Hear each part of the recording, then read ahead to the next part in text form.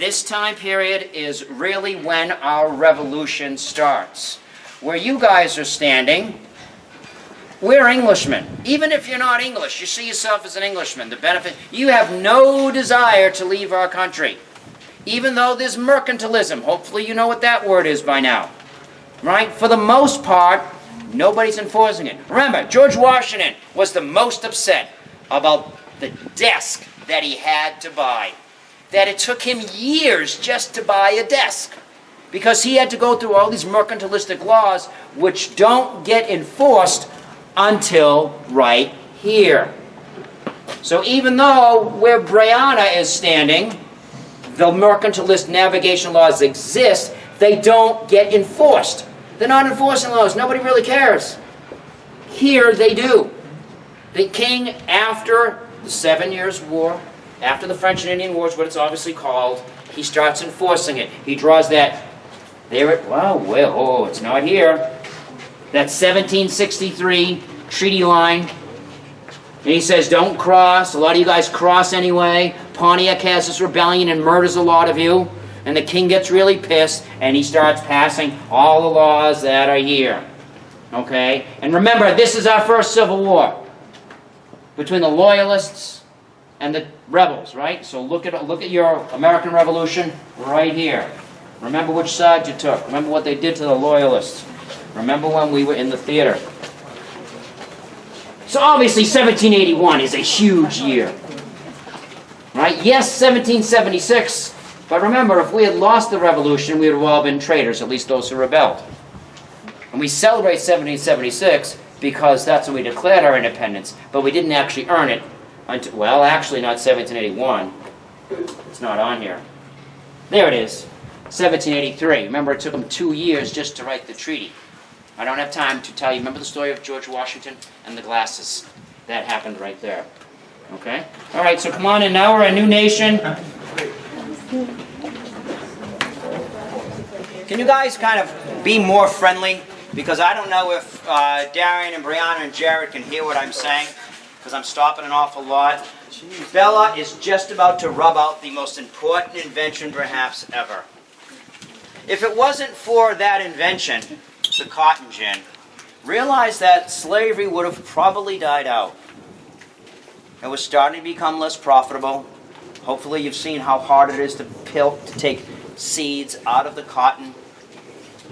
And most people would argue that by about where she is right there, slavery would have probably died out. It wouldn't have been that profitable. But the cotton gin skyrockets the profitability of slavery. And that's truly when the slave trade goes way up. You want to remember the video that we saw of the slaves coming over in the boats. And you guys are like, wow, look at them all going across. Remember how much speed it picked up right around this time period. When, wow. Because remember, if these guys can make a lot of money off of slaves, then that means they're willing to spend a lot of money on the slaves. And they're willing to spend a lot of money on the slaves. That means that I can make a lot of money transporting the slaves. So that means that not only does slavery's profits go up, the slave trade's profits go up, the ship owners' profits go up, the men who live in Africa who are kidnapping the slaves to begin with profits go up, and the people you sell the cotton to, the northerners' profits go up. Everybody's profiting because of that cotton gin. Obviously there was a mess up, so you have it twice.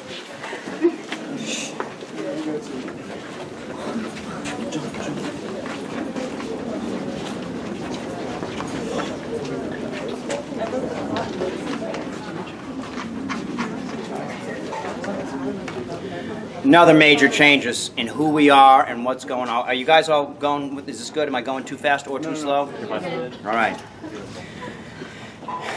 At this turn of the century in 1800, there's some major things going on, right? Now, all of a sudden, we have this independence, not for everybody, right? Rich, white men, they're the only ones who can vote, so kind of keep that in mind, at least until Jackson comes along, right?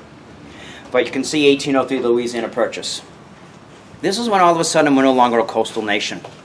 When people start saying, hey, I want to what's on the other side of the Appalachians.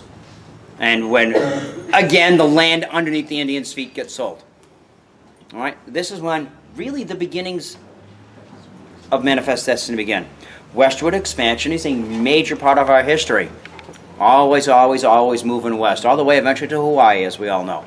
Okay? But there's different time periods, so don't get your westward expansion confused. Remember I was talking about it earlier? You got moving over the Appalachians. That's what's going on right now. We're moving over the Appalachians. All right? Getting into Ohio, the Ohio country. Then later on, you'll see it again. And then later on, you'll see it again as we start to move west. But the other thing that's really, really, really big is always remember this debate between Hamilton and Jefferson. In fact, have some fun. Watch the musical. Listen to musical Hamilton. There's so much in there. So much really good stuff. Not just the singing and the individual stuff. But remember what the argument was all about. Right about here, Jefferson believes we should all be farmers.